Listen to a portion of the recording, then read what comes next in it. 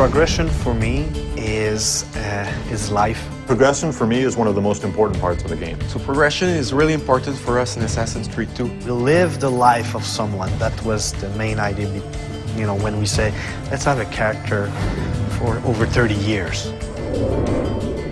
We really want the player to feel the same emotion that the character has throughout his quest to avenge his family.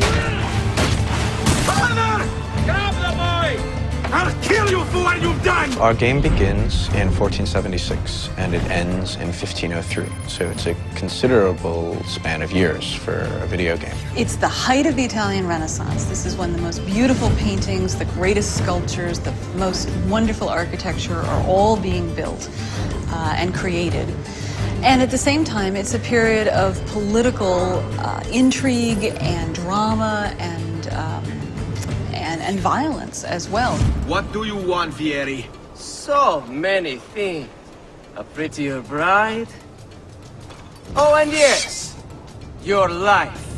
There was a lot of really sparks of energy and interesting ideas that happened during that period. We also want our character to go through a change. I think the mission structure is completely compatible to the time span that we want to cover. In the sense that it allows us to have some flexibility and really focus on the most poignant events that happen in history and in Ezio's life throughout his progression. Throughout the game, he's going to encounter people. I was hoping you could help me with something. He will have friends that will teach him abilities.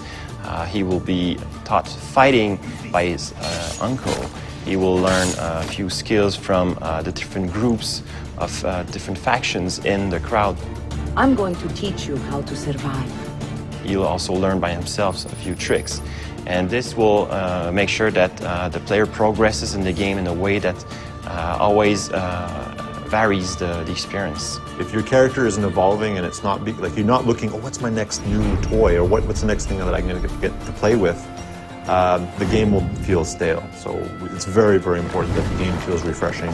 You know, every new mission that you play, there's something to look forward to at the end of it. The more and more the game progresses, the more anger he has, and the more he has to let out that anger. So the moves just keep coming and coming and coming on what he can do with the different weapons that he has. You start with just basic sword attacks and the ability to defend yourself. And then we introduce disarming and counter kills, and then from there it all opens up.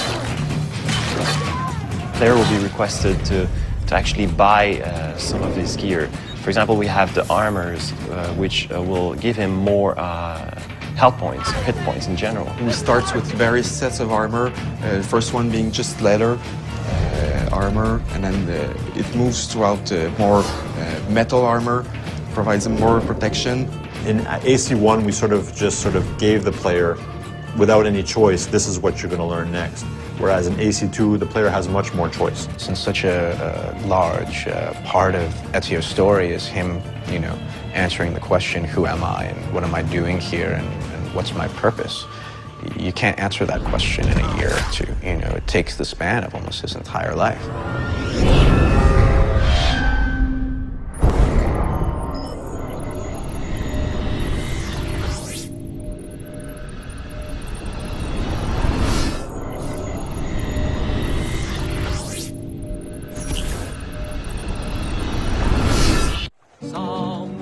On a rooftop, there's a hero in a hood.